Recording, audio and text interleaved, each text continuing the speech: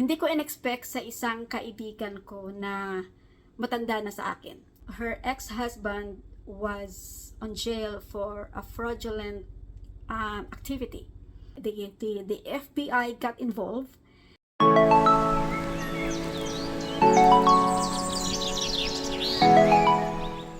Hello guys, welcome back to my channel. Welcome back guys. Mag-shopping tayo kasi gusto kong patikman, gusto ko magluto ng sutanghon na may manok na sinabawan. Gusto kong ipatikim kay Tami yon. So eto ang ating pinamili ngayong araw na to. Ay nako, iilang piraso lang pero tayo ay nasa $72 already.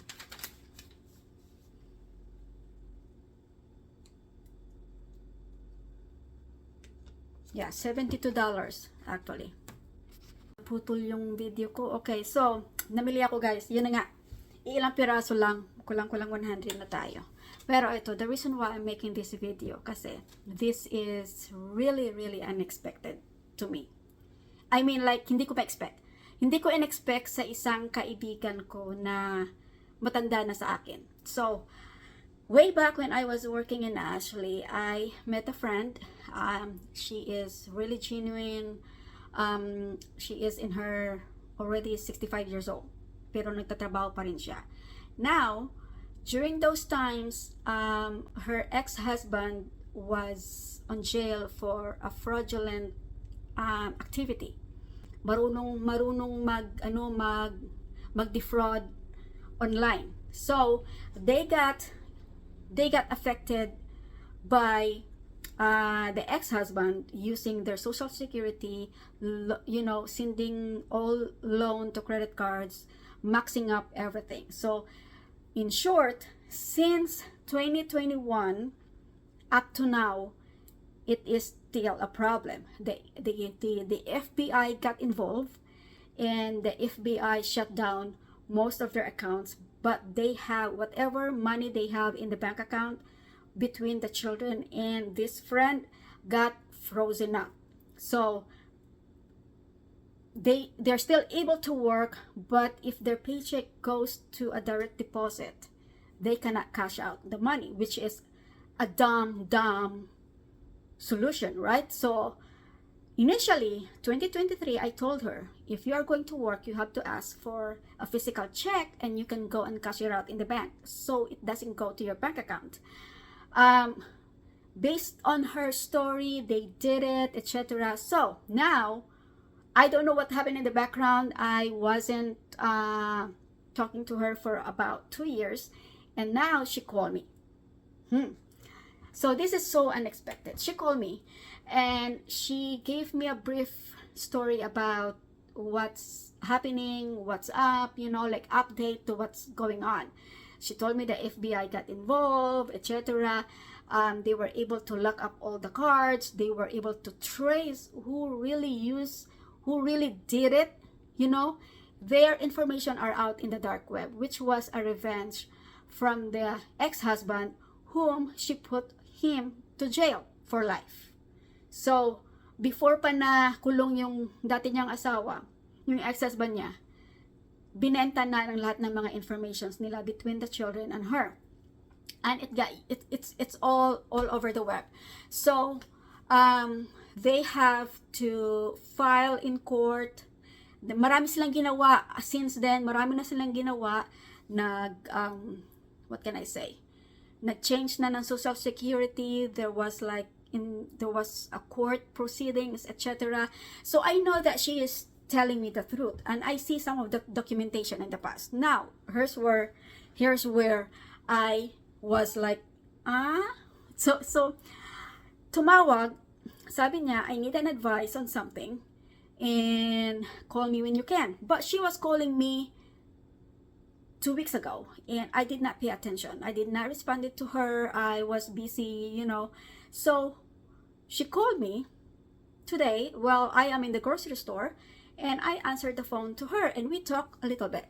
And during the conversation, she said that the only access they have right now is cash, and all of their cards are being locked from the bank. They have cash access, but it has to have like an approval or whatever. I don't know what's going on. And she has a daughter, and they are sharing one car. Now this car has a problem in a gas, telling you if you're low in gas and if you are full tank, or what, kind of like that gauge. So her gas gauge is not working properly, but the daughter is out teaching. She has a teaching job, but teachers out there knows how much you're earning. She has a baby, and plus she is also living with my friend, and they're sharing with the expenses and everything. But having one car here in US is really, really hard. So there's kind of like a back and forth. Drop me off, pick me up, drop me off, pick me up. So since she is on a day off, but she needed to get this money to have it cashed out, I think it's a check, to have it cashed out, she needs to get picked up in order to get the money cashed. But then the gas gauge is saying low in gas, and it is about 20 minutes drive from where the daughter and where my friend is. So she called me and said, hey, I need an advice, blah blah blah. And I said, well, the conversation started from, what did you do before when you and your ex-husband got divorced, etc.? What did you do with your debt, etc.? Blah blah blah. And I said, well, first of all, he filed a bankruptcy, and whatever I was authorized with got flushed out. So I just like accumulated on my own credit card. So I did not file my own bankruptcy. Instead, I managed paying my credit cards. And I said, well, if you do a consolidation, it depends to who you work for. Knowing her at her 65 years old, there might be a little bit of like a mental something. Or if you are in a desperate situation, there are times that you lose your mental capacity. And I really understand that. And she's not one of those that will throw you out of the bus. I think she had all the courage to call me and to tell me that she needed $50 Zelle so they can put gas in the car. So this is where the situation goes bad. She used the Zelle account of her daughter, and it is confirmed. I said, give me the name and the phone number. It doesn't hurt me to give her something that would help her out. And God forbid, I trust my gut. So I sent Zelle money. I gave her 50. I think I said that's more than enough what you need for your Honda Civic car. And she was thankful. We talked, and I said, hey, next time I'll come, and we will get along, we will get in touch together. She said yay. So she had it received.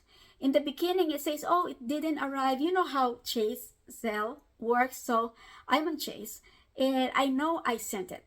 I know it. So the daughter is trying to make an alibi that it wasn't there, and I have to resend it. And I said, no, it is sent. I screenshot it. I sent it. Now later, later she's like, oh, she did not receive it yet. She has to call the bank. And I said, I think I got the right number and I got the right information that I Zelle exactly your daughter. She called me. She said, oh, the reason why she can't access the $50 that you sent because she is way negative in her bank account, and she needed $150 more. So she needed $200 more in order to get $50 extra to put gas money. And that's when I said no. So I offered her, and I said, I'm not too far away from you. I could give you a cash because I cash out this. I cash out today. I cash out $40. I said I could give you cash, and that would probably help you out to put the gas. There was a little bit of like something that is an alibi answer. She said, oh yeah, I don't want to give you trouble, etc., blah blah blah. If you can sell her out, this, she can put gas and she can come and pick me up so I could go cash in my money. And I said, okay. But coming back to me and say I needed more, that's when I said no. And I said, I don't have enough to give you more extra. And in this, I understand she's so desperate and it hurts me. But guys, I cannot take care of everybody else. I have my own family to take care as well. I have my own finances to take care of as well. And this is where everybody right now here is like hurting. It's hurting. And she is the one who has a lot of money in 401k. She has the one who has a lot of money in her retirement. She should be eligible for retirement, but she doesn't want to retire at the early age because of the amount that she is getting. She wants to max it out on the retirement age so she get the full amount on those days. And I kind of like feel bad and I don't know what to do. I'm like, I shut her off. I said no. I said, I'm so sorry. I cannot even, I don't know what's the story behind it. Was she telling the truth that she needed the gas? But knowing her, she won't reach out to me for $50. You know, she's 65 years old. Knowing her, she won't reach out to do that. But she was honest that all of their credit cards are all maxed up. That means that she wasn't earning enough to pay the bills. And what can I do? You know, everybody is surviving. Everybody is working for their own finances as well. And I gave her $50. That's all I can give you. Whether she pay that back or not, it doesn't hurt me. But you know, she come back for another $150 to cover the negative, plus extra $50 more to pay for gas. So that's like $300 in total. So she wants $250 more. She wants $200 more plus the $50 that I already sent. So that's $250 in total. And that's a lot of money for me. You know, that's a lot of money. I would rather send that to my mom. So yan guys, you know, sometimes it is not bad to have friends around, but with me, I don't have friends around. I don't have friends to lend me money and to tell me here's $50 and here's $20. No, so I don't have that. So I'm kind of like feeling bad to say no to her and say that I don't have that money. Yes guys, so today I'm gonna make sotanghon with chicken, and I hope Tommy will like it. And also guys, I have a very good news to you. So in the past years, I have been doing some business with a lot of industries, and one of those is a University of Valparaiso. And when I left the company, the other company, January, I left without giving them a notice. They are a school, so they needed something every quarter, every month. They have to order, and when they order products, guys, it's not small. They order a minimum of $3,300 to $6,900 worth of products. And I was there last Tuesday or Monday, I think Monday. Yeah, I was there, and when I went there, I put all my confidence and talked to them. But before that, prior that, so my email before, in the previous job, there's like a picture and my name, title, informations, blah blah. So every time I email, they see my face, this face. Okay, now when I am in this company right now that I am working with, it is only my name, my title, informations, and the company. There's no face, There's no Angie in there. There's no selfie. So the department head received my email and said, please remove me from your email list. And I'm like, oh, you said no to me. So I was really heartbroken for over a month, knowing that he doesn't want to work with me anymore. So I thought, he remembers me, but he didn't. So when I went there in person, he checked his email and he apologized. He said, I am so sorry I told you to remove from your email list. I can't remember you. You should have put your selfie back. So he is not the first customer who told me to put my picture back. Caterpillar told me, where's your selfie? The other construction company, where's your selfie? The Sunbelt people asked me, where is your selfie? So they are expecting my email with my face, with the younger Angie's face in that email all the time. So now I put my face back because I went to McMahon Trucking Company and I talked to the people there. They will entertain me, but in the email they will say, who are you? So I'm kind of like, okay, is it my face? So I put my face back. So the story is, I got the university account back to my hands. It's back to me. And what does it tell me? If they order $6,000 worth of products, 35% of that is my commission. Isn't it? In just one account. So I went to the McMahon company and I gave them a code. And the competition that I got, way cheaper. So I am waiting for the PO number, and that one order alone, one commission is 600 plus.